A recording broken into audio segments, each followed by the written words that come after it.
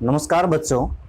हम सेट के एक्सरसाइज 1.4 का जो वेन डायग्राम वाली एक्सरसाइज है उसके 8 सम हमने कर लिए थे। 1.4 भी हो सकती है, 1.5 भी हो सकती है, देख लेना, अपने अपने मैथ में अलग अलग हो सकती है। तो इसके हमने कल 8 सम कर लिए थे। आज हम आगे 8 से आगे शुरू करने वाले हैं। 9 सम हम देखते हैं वेन डायग्राम से किस प्रकार से इसमें सोल्यूशन किया जाता है। In a group of 50 people 50 speak both English and Hindi. यहां पर मैंने क्या बताया था, अब तक तो खैर हमने जो किया उनमें दो चीजें दो ही मिलेंगी, बाकी आगे जो होंगे उनमें तीन में। इसमें क्या दे रखा है, दो दे रखे हैं, एक तो इंग्लिश एक हिंदी।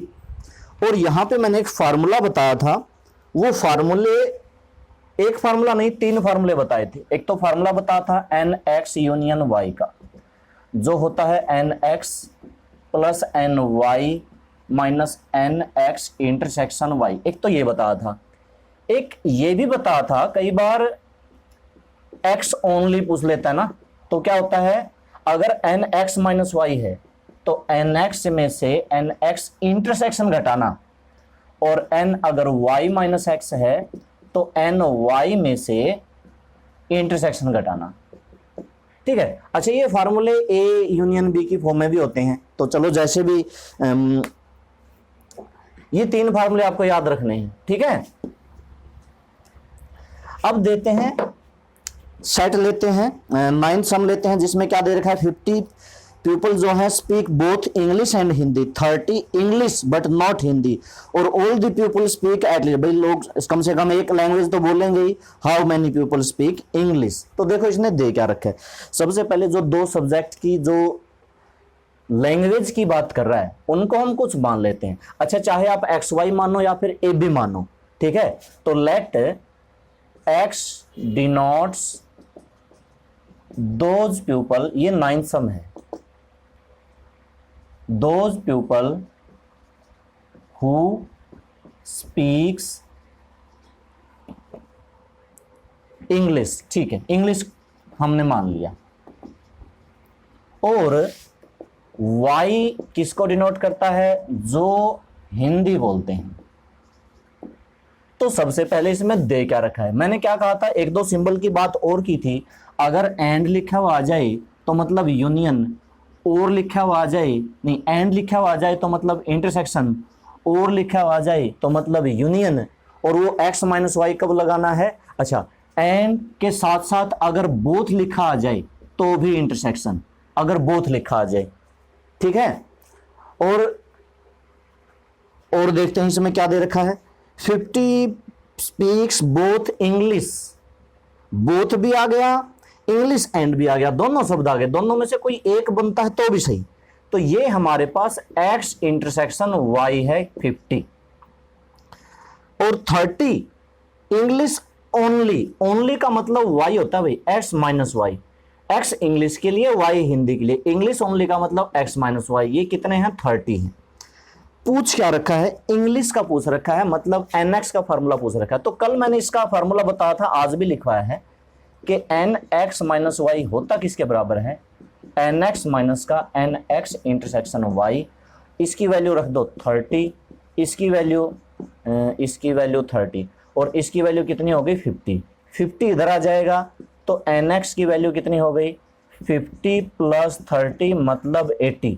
एक्स वाले आए हैं भाई, इंग्लिश वाले आए हैं, और हमें इंग्लिश वाले ही निकालने थे, इंग्लिश वाले आ चुके हैं। बस 9th क्वेश्चन इतना था।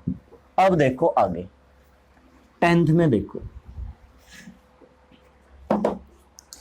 10th में क्या है, अब हमारे जो आगे सम आते हैं ना, दो दो लैंग्वेज वाले नहीं, मतलब चाहे तो दो लैंग्वेज, दो पर्सन, तीन तीन वाले मिलेंगे। इसमें तीन मिलेंगे आपको एक्स वाई जेड। जैसे कि 10th सम में क्या है, एक लैंग्वेज इंग्लिश सब्जेक्ट की बात कर रहा है, एक अकाउंट्स और एक इकोनॉमिक्स, तीन सब्जेक्ट की बात कर रहा है। तीनों सब्जेक्ट को अलग अलग मानना। सबसे पहले तो हम ये लाइन लिखेंगे, let A B C denotes students, denotes the students या डिनोट्स दोज स्टूडेंट्स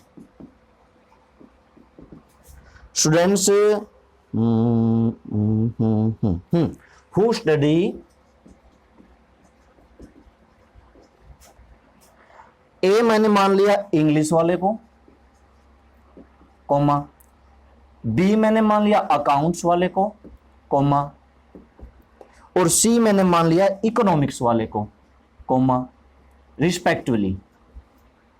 ठीक है, अब की बार मैंने एक ही लाइन में लिख दिया, अलग अलग नहीं लिखा, ऐसे नहीं लिखा कि एक denotes those people who study English, b denotes those people who study accounts, c denotes those people who study economics, ऐसे नहीं लिखा। ठीक है, एक लाइन में भी लिख सकते हैं।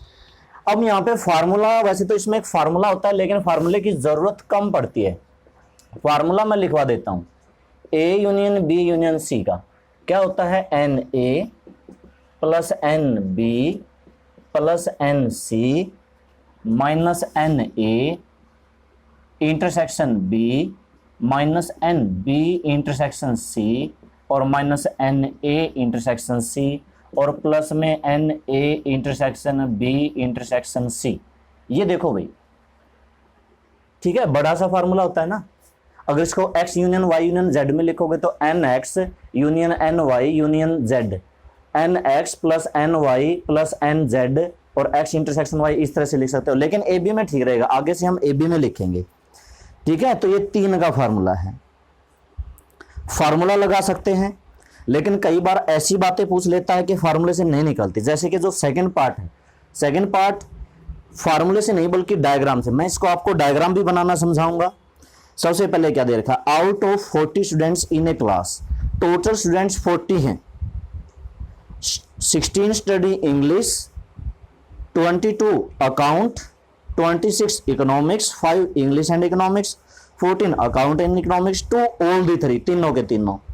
If each student studies at least one of the 3 students, find the number of students who study English and accounts। ये तो हम फार्मूले से निकाल सकते हैं, लेकिन जो सेकंड पार्ट है उसके लिए हमें डायग्राम बनाना पड़ेगा। तो सबसे पहले चलो फर्स्ट पार्ट करते हैं। दे क्या रखा भाई, 40 तो टोटल स्टूडेंट हैं और टोटल हमेशा यूनियन होता है, तो A union B union C कितना है, 40 है। 16 इंग्लिश वाले मतलब एन ए 16, 22 अकाउंट्स मतलब एन बी, इकोनॉमिक्स वाले एन सी 26। ठीक है, first the English and economics, English and economics मतलब ए का और सी का इंटरसेक्शन है भाई, ये ए इंटरसेक्शन सी। सी क्यों लगाया पता है ना, यहां से देखो इंग्लिश और इकोनॉमिक्स फर्स्ट और थर्ड, तो फर्स्ट और थर्ड। अगला 14 अकाउंट्स और इकोनॉमिक्स मतलब सेकंड थर्ड, तो सेकंड बी और सी मतलब ये बी का और सी का इंटरसेक्शन है 14। और 2 study all the 3, all the 3 का मतलब तीनों का इंटरसेक्शन है।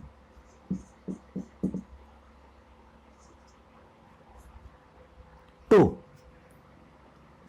सारी वैल्यू फार्मूले में रख दो, सारी वैल्यू है, एक नहीं है, कौन सी नहीं है, ये नहीं है, और ये निकल जाएगी। फार्मूला ऊपर लिख ही रखा है, यहां पर वैल्यू रखी मैंने 14, Na की वैल्यू 16 प्लस 22 प्लस 26, ये हमारे पास है नहीं, यही तो निकालना है।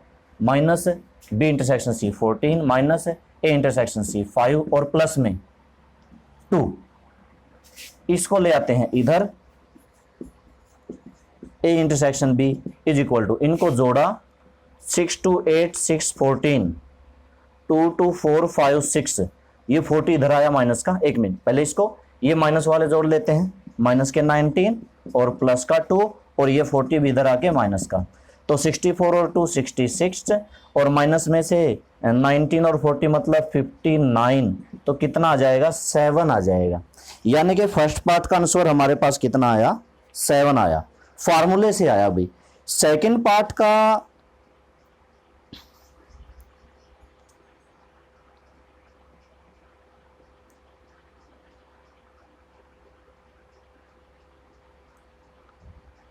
देखो ये समझ गए।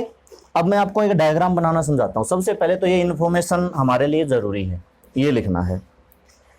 जब भी 3 सर्कल 3 सब्जेक्ट की बात करी है, आप क्या करो 3 सर्कल बनाओ, तीनों सर्कल ऐसे एक दूसरे से काटते हुए,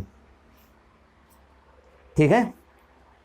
इस सर्कल को मैंने ए नाम दे दिया, मतलब ये इंग्लिश वाला है, ये बी मतलब ये अकाउंट वाला है, ये सी मतलब ये इकोनॉमिक्स वाला है। सबसे पहले ये लेना पड़ता है भाई 2, और ये बीच में आता है। देखो ये तीनों का कॉमन पार्ट है, तीनों का कॉमन पार्ट तो यही है जो बीच वाला ये छोटा सा हिस्सा दिखाई दे रहा है। बी सर्कल में भी आता है, ए सर्कल में भी आता है, सी सर्कल में भी आता है। अब इसकी बात करो, ए इंटरसेक्शन सी, ए और सी, ए और सी, ए और सी में कॉमन आता है ये पूरा 5 है, लेकिन 2 तो ये पहले से ही है, तो ये कितना है 3, पूरा 5 होना चाहिए ना। B intersection C, B intersection C 14, ये पूरा 14 होना चाहिए, 2 तो पहले से ही है, मतलब ये 12 होना चाहिए, 12 और 2 पूरा कितना होना चाहिए 14। अब देखो एनसी, एनसी कितना 26, सी सर्कल पूरा 26 होना चाहिए, पूरा कितना होना चाहिए 26 होना चाहिए। 26 है, लेकिन 12 और 2 14 और 3 17, तो ये पहले से है, तो पूरा 26 बनाने के लिए मतलब 26 में से 17 गए, बच गए 9। ठीक है, वैसे ज्यादातर क्वेश्चन में क्या है ना, ये वाला पार्ट भी निकल जाता है, लेकिन इसमें नहीं दे रखा, खैर कोई बात नहीं। अभी देखो मैं एक फार्मूला लगाता हूं सेकंड पार्ट के लिए। सेकंड पार्ट को किस तरीके से करेंगे, सेकंड पार्ट में हमें निकालना क्या है, सबसे पहले तो ये देखते हैं, निकालना है इंग्लिश इकोनॉमिक्स अकाउंट्स। इंग्लिश कहां पर है ये वाला, अकाउंट कहां पर है ये वाला, बट नॉट मतलब बट नॉट इकोनॉमिक्स। कौन सा पार्ट पूछ रहा है, ये वो पार्ट पूछ रहा है जो इंग्लिश और अकाउंट में कॉमन आता है, बट नॉट इकोनॉमिक्स, इकोनॉमिक्स में कॉमन नहीं आता। मतलब ये वाली वैल्यू पूछ रहा है, यहां पर कितना आएगा, यहां पर कितना आएगा, ये वैल्यू ये पूछ रहा है। ठीक है, तो एक तरीका क्या है, मान लेते हैं कि यहां पर इसकी वैल्यू x है, अभी सोचना x है, मान लेते हैं, और इस x की वैल्यू निकालनी है। उसके बाद हम na पे जाएंगे, na कितना 16 है भाई। अब देखो यहां पर ये पूरा सर्कल कितना था 26 था, 26 में से 3 2 और 12 घटा के 9 बचता था। अब पूरा सर्कल a कितना होना चाहिए 16, तो 16 में से 3 2 और x घटा के यहां बचेगा 3 2 x, 16 में से 3 गए 13 में से 2 गए 11 और 11 में से x गया, तो ये कितना बचा 11 माइनस x। ठीक है, अब b कितना है 22, ये 22 है, तो क्या करो 22 में से 12 गए 10, 10 में से 2 गए 8, 8 में से x गया। ऐसा किस लिए करते हैं, क्योंकि na पूरा सर्कल में कितना बनना चाहिए, पूरे सर्कल में 16 बनने चाहिए। सर्कल में ये 4 पार्ट आते हैं, ए सर्कल में, चारों को जोड़ो 16 बनेंगे, x से x कटा 11 3 14 2 16, 16 बनते हैं ना, इस तरह से। ठीक है, घटाना पड़ता है। अब ये सारे कुल मिला के कितने हैं, कुल मिला के 40 हैं, तो इस तरीके से हम x की वैल्यू निकाल सकते हैं अकॉर्डिंग टू क्वेश्चन। सारे जोड़ दो, 11 minus x plus x plus 8 minus x, फिर बीच में 2 आता है, फिर 3 आता है, फिर 12 आता है, 9 आता है, सबका जोड़ 14 होगा। एक x से x कैंसिल, अच्छा 11 और 8, अच्छा ये माइनस का x बचा, कोई बात नहीं, 11 और 8 19, 19 और 2 21, 24 36 45, ये बचा 45 minus x is equal to 40, 40 को इधर ले आओ, 45 minus 40 is equal to x, और एक्स की वैल्यू हमारे पास आई 5। ये था 10th सम का सेकेंड पार्ट भाई। तो यहां से वैल्यू क्या आती है 5 आती है। ये वेन डायग्राम से जो क्वेश्चन में पूछ रखा हम सारी वैल्यू निकाल सकते हैं। अब देखो एक्स की वैल्यू तो आ गई, जैसे कि इससे हम फर्स्ट पार्ट भी निकाल सकते हैं। इसने पूछ रखा था इंग्लिश और अकाउंट्स, हाँ पहले में तो क्या पूछ रखा है इंग्लिश एंड अकाउंट, मतलब इंग्लिश और अकाउंट में कॉमन आने वाला, तो ये इंग्लिश का था ये अकाउंट का था, दोनों में कॉमन ये पूरा आता है। तो x और 2, और x की वैल्यू कितने 5, 5 और 2, मतलब इसने पूरा पूछ रखा है। लेकिन अगर कह दिया बट नॉट इकोनॉमिक्स, तो इकोनॉमिक्स का छोड़ दिया, इसको छोड़ दिया, अब बच गया x। तो सेकंड पार्ट में तो ये पूछ रहा है, फर्स्ट में ये पूरा पूछ रहा है, दोनों में ये फर्क है। ठीक है, इसलिए फर्स्ट पार्ट का अगर आंसर बोले तो यहां पर इसकी वैल्यू 5 है, 5 और 2 पूरा पूछ रहा है, तो 5 और 2 7। लेकिन सेकंड पार्ट का आंसर देखें तो ये पूछ रहा है, मतलब केवल और केवल 5। अगला देखो,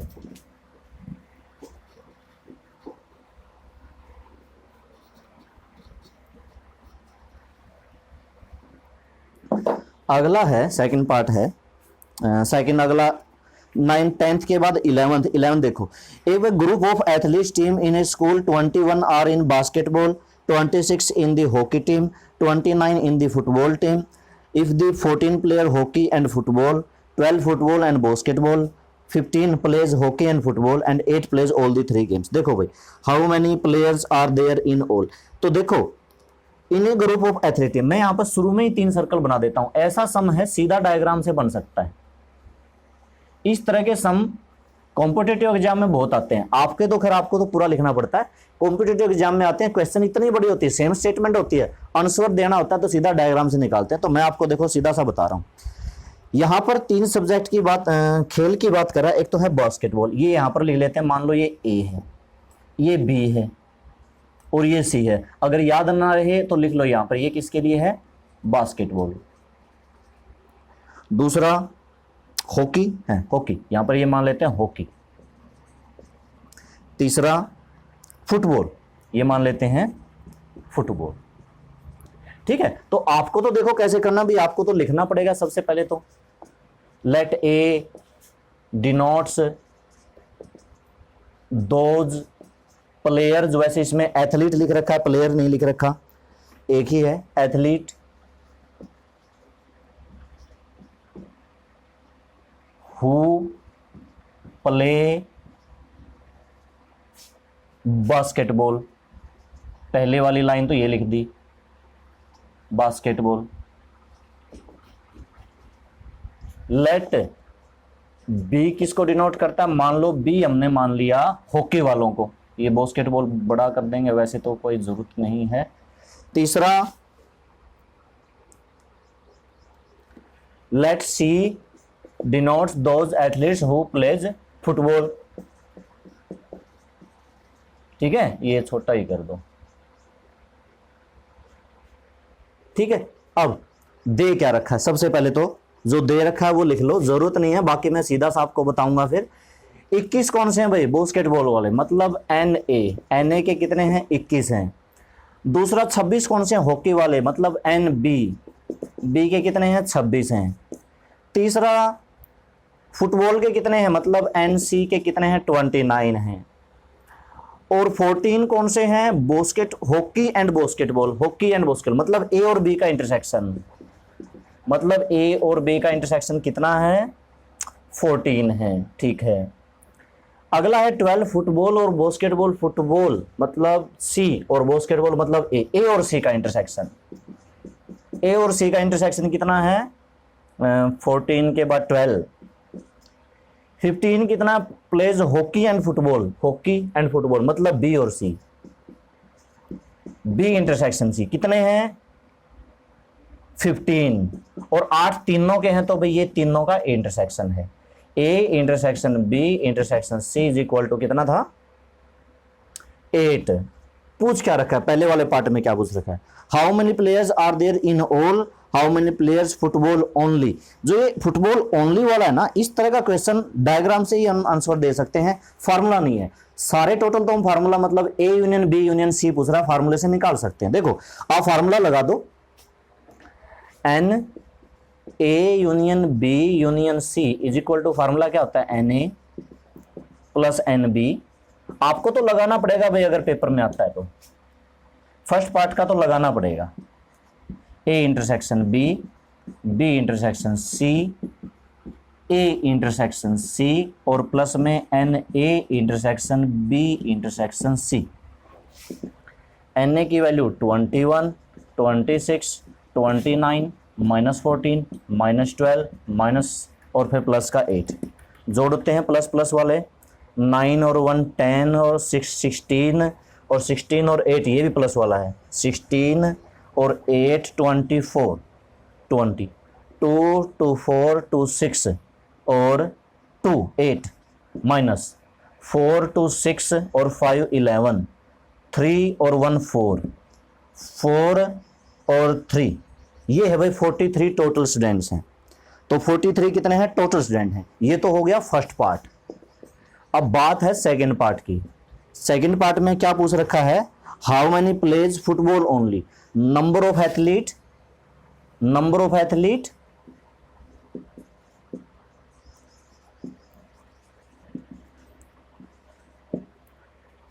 who plays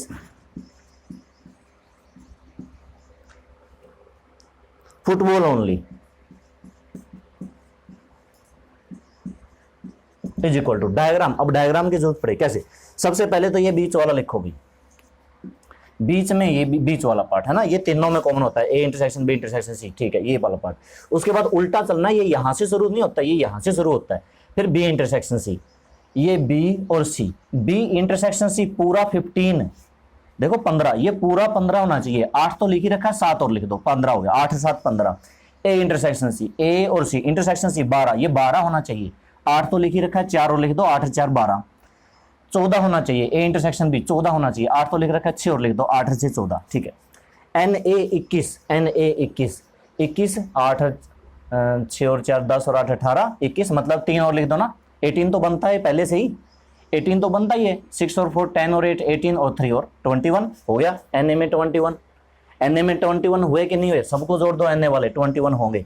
एन बी में 26 होने चाहिए, 26, 8 और 7 15 21, 26 होने चाहिए, 5 और लिख दो, हो गए सारे 21 26 29 29, ये वाला 29, 8 और 7 15 और 4 19, तो 10 और लिखना पड़ेगा, 29 करने ना कंप्लीट, 10 और लिखना पड़ेगा। तो अब देखो 8 7 15 4 19 और 10 29 सारे कंप्लीट हो गए। अब यहाँ से अब समझ लो किस तरह के क्वेश्चन आते हैं, ये पूछ सकता है कि कभी कभी पूछ लेता, जैसे कि मान लो कि ये तो खैर दे ही रखा है, कोई बात नहीं, कभी कभी ये पूछ लेता है हॉकी और फुटबॉल कितने खेलते हैं, तो आपको 8 7 15 लिखना है। लेकिन अगर ये लिखा जाए ओनली हॉकी एंड फुटबॉल कितने खेलते हैं, नॉट बास्केटबॉल आ जाए, तब आपको ये 7 आंसर देना है। देखो हॉकी एंड फुटबॉल कितने खेलते हैं, how many athletes who play hockey and football, तो आपको 8 और 7 15 देना है, क्योंकि हॉकी और फुटबॉल में ये दोनों कॉमन आते हैं, मतलब बी सर्कल में ए सी सर्कल में दोनों में कितने आते हैं, 15 आते हैं। लेकिन ये पूछ ले हॉकी फुटबॉल कितने खेलते हैं, नॉट बास्केटबॉल, साथ में ये भी आ जाए नॉट, तो बास्केटबॉल वाले को छोड़ दो भाई, ये 8 है ना, ये बास्केटबॉल में भी आता है, इसको छोड़ के बचेंगे 7। इसी तरह से अगर बास्केटबॉल और हॉकी आ जाए तो 8 और 6 दोनों जोड़ोगे, लेकिन अगर basketball and hockey not football आ जाए उस टाइम पे आपको 6 आंसर देना है। बास्केटबॉल और फुटबॉल आ जाए तो 8 और 4 12 आंसर देना, लेकिन basketball and football not hockey आ जाए तो उस टाइम पे आपको 4 आंसर देना है। कभी कभी ये पूछ लेता है बास्केटबॉल के बताओ, तो आप सारे बता दोगे, ओनली बास्केटबॉल बताओ, उस टाइम पे आपको 3 आंसर देना है। ओनली बास्केटबॉल जो केवल और केवल बास्केटबॉल का है, 6 छोड़ देंगे क्योंकि वो हॉकी का पार्ट है, 8 ये दोनों का पार्ट है, 4 छोड़ दें क्योंकि ये फुटबॉल का पार्ट है। तो ओनली बास्केटबॉल के 3, ओनली हॉकी के 5, ओनली फुटबॉल के 10। इस तरह से क्वेश्चन पूछे जाते हैं। डायग्राम बनाओ और जो पूछ रखा है वही आंसर दो, ठीक है। अगला देखते हैं, 1 2 सम और कर लेते हैं, समझ में आ गया होगा, इतना वो नहीं है।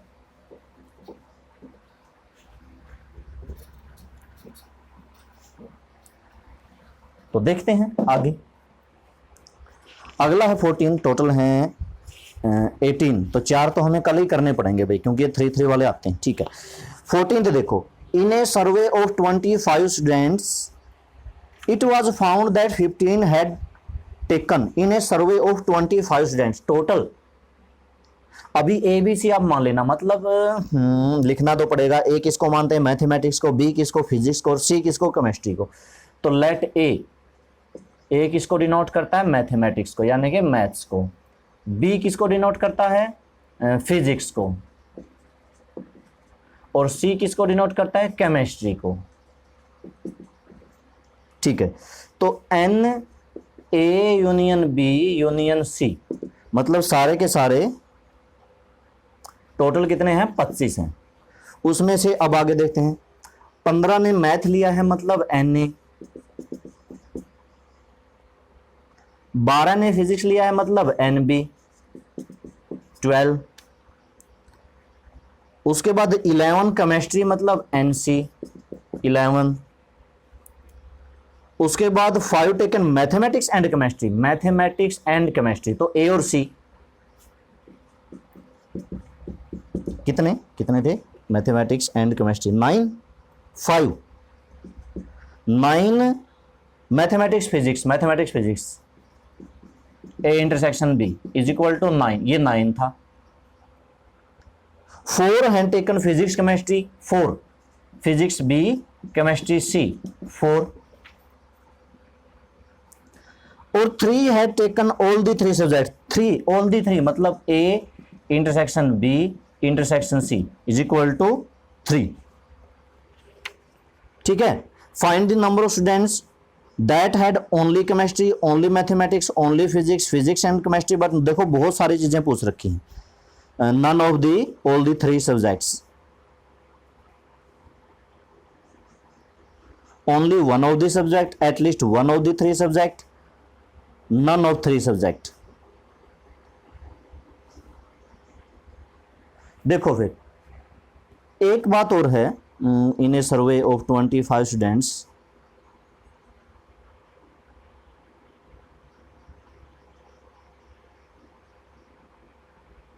हाँ कुछ बच्चे ऐसे हो सकते हैं ना, क्योंकि सर्वे किया गया है, सर्वे का मतलब क्या होता है, कुछ ऐसे हो सकते हैं जो कोई भी सब्जेक्ट ना ले, मतलब ये यूनियन नहीं है, ये लाइन गलत है।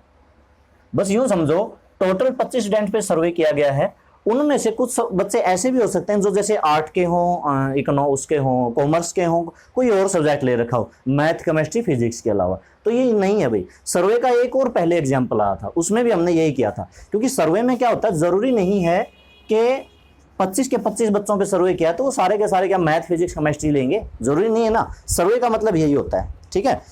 और अगर खाली लिख दे कि 25 स्टूडेंट में से इतने के पास मैथ है, इतने की फिजिक्स के इतने, तब उस टाइम पे 25 यूनियन होता है, क्योंकि उस टाइम पे सर्वे नहीं किया गया। वो कहता है टोटल बच्चे 25 हैं, उनमें से इतनों के पास मैथ है, उनमें से इतनों के पास फिजिक्स है, उनमें से इतनों के पास केमिस्ट्री है। मतलब ये लेने वालों की बात कर रहा है, साइंस लेने वालों की बात कर रहा है, मैथ फिजिक्स केमिस्ट्री लेने वालों की, पढ़ने वालों की बात कर रहा है। दोनों में फर्क है, थोड़ा सा समझना पड़ेगा, ठीक है। तो फिलहाल इसका हम बना देते हैं डायग्राम। डायग्राम बनाने के लिए बना लेते हैं 3 सर्कल।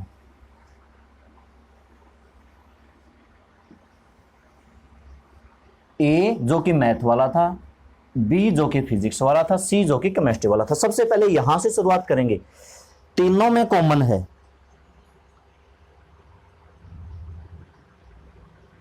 तीनों में कॉमन कितना है 3, तो तीनों में कॉमन तो ये वाला पार्ट है भाई, B intersection C 4, B intersection C 4, 3 तो है ही, मतलब यहां पर 1 लिख दो, 3 और 1 बी इंटरसेक्शन सी 4 हो गया।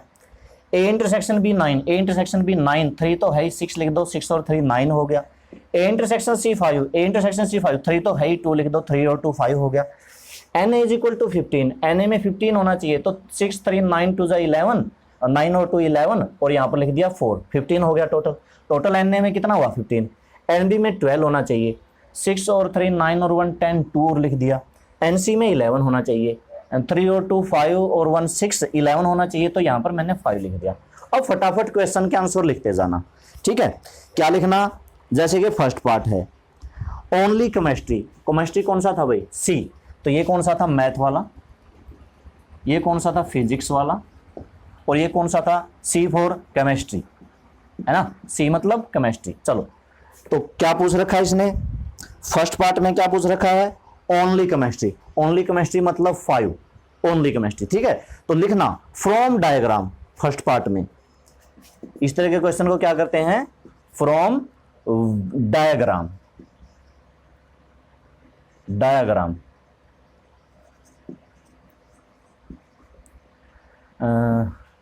Number of students who study that had chemistry, ठीक है। लिख देना नंबर ऑफ स्टूडेंट विच या हु स्टडी केमिस्ट्री पूछ रहे हैं ना, केमिस्ट्री ओनली, हाँ who study only chemistry, only chemistry मतलब 5, सब में लिखना भाई, इस तरह से लाइन लिखना। अगला सेकंड पार्ट क्या है, ओनली मैथमेटिक्स, तो ओनली मैथमेटिक्स में कितना आएगा, ओनली मैथमेटिक्स ये आएगा भाई, क्योंकि केवल और केवल मैथ का पार्ट, बाकी सारा छोड़ के केवल और केवल मैथ का पार्ट। 4 ओनली फिजिक्स आएगा 2, only physics. Third part, fourth part क्या है, physics chemistry but not mathematics, physics chemistry but not mathematics. Physics और केमिस्ट्री में कौन सा कॉमन है 1, ये तो भाई मैथ का भी है, तो इसको तो छोड़ना पड़ेगा, इसको लेना पड़ेगा 1, यानी कि फोर्थ का 1। फिफ्थ का mathematics and physics not chemistry, mathematics physics में केवल 6 आता है, 3 नहीं लेना, 3 केमिस्ट्री में भी आता है, 6, इसका आंसर कितना आया 6। अगला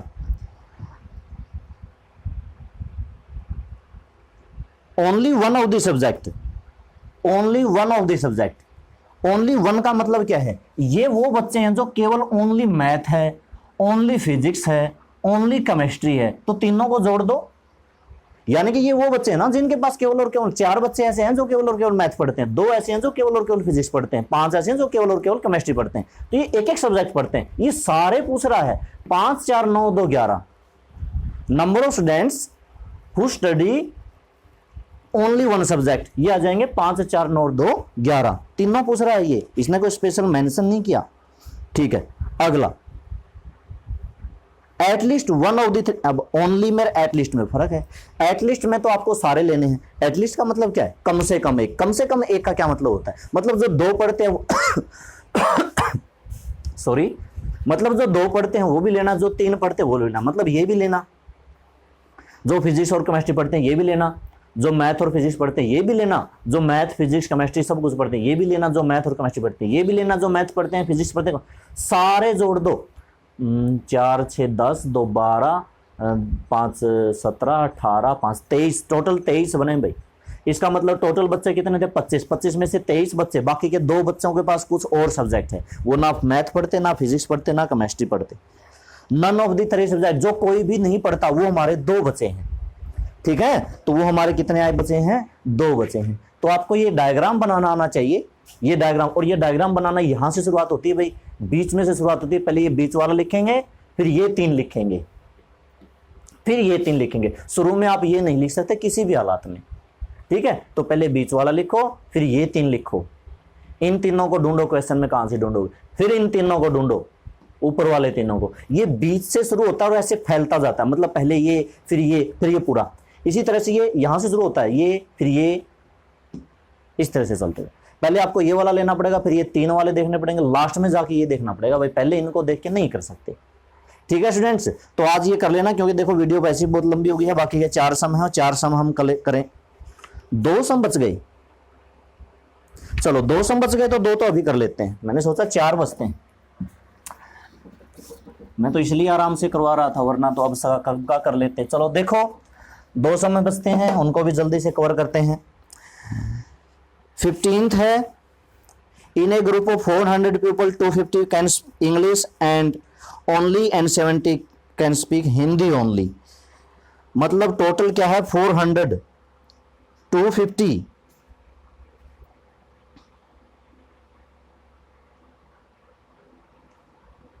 तो देखो टोटल पीपल कितनों की बात कर रहा है 400 में से, मतलब टोटल 400 हैं, उनमें से इंग्लिश ओनली कितने हैं 250, हिंदी ओनली कितने हैं 70। ए हम मान लेंगे इंग्लिश को, बी हम मान लेंगे हिंदी को। इसको भी अगर मैं डायग्राम से समझाऊं, इसमें तो 2 ही बनेंगे, एक ए है भाई, एक बी है। देखो ये वाला पार्ट क्या होता है ए माइनस बी, ये वाला पार्ट क्या होता है बी माइनस का ए, और जो बीच वाला पार्ट है वो क्या होता है ए इंटरसेक्शन बी। तो देखो जो ए यूनियन बी का मैंने एक फार्मूला बताया था, ए यूनियन बी का फार्मूला क्या बताया था, ये फार्मूला इसका होता है n A plus n B और माइनस में n x n A intersection B, ये होता है। लेकिन अगर तीनों को जोड़ दें तो भी तो बनता है, देखो एन ए यूनियन बी का ये भी तो फार्मूला बनता है, n A minus B plus में एन ए इंटरसेक्शन बी और प्लस में एन बी माइनस ए, ये भी तो बनता है। इन तीनों को जोड़ दें तो मतलब ए और बी, मतलब यूनियन की बात हम कर रहे हैं। तो यहां पर हम ये फार्मूला लगाएंगे, इसकी वैल्यू इसने 400 दे रखी है, इसकी वैल्यू इसने 250 दे रखी है, ये हमें निकालना है, और ये वैल्यू कितनी दे रखी है 70 दे रखी है। तो दोनों को इधर ले आओ, 400 में से 250 भी माइनस कर देंगे, 70 भी माइनस कर देंगे, ये आ जाएगा मेरा ए इंटरसेक्शन बी। तो एन ए इंटरसेक्शन बी 150 मतलब 80 आया, 80 आया, बीच वाला पार्ट आया भाई, कौन सा था 15 था। पूछ क्या रखा है देखते हैं। तो देखो टोटल 400 है, ये जो है कितने थे 250 हैं, ये जो है कितने थे 70 हैं, और ये जो कितने हैं मेरे पास कितने आए हैं 80 आए हैं। अब क्या पूछ रहा है ये इंटरसेक्शन भी हो गया, ठीक है, ये हमारे पास 80 आया। अब क्या पूछ रहा है फर्स्ट पार्ट में, क्या पूछ रहा है how many can speak both English and Hindi, ये आ गया भाई both English and Hindi, both मतलब इंटरसेक्शन। फर्स्ट वाले पार्ट में क्या क्या कहता है कि सेकंड वाले पार्ट में how many can speak English, English में आपको ये दोनों लिखने, दोनों जोड़ने, नंबर ऑफ पीपल पर्सन जो भी होता है भाई पीपल ही है, 250 और 80 को जोड़ दो। नंबर ऑफ हिंदी, हिंदी में आपको ये दोनों जोड़ने, क्योंकि ये पूरा हिंदी का है, 70 और 80 मतलब 150, ये आ सकता है, ठीक है।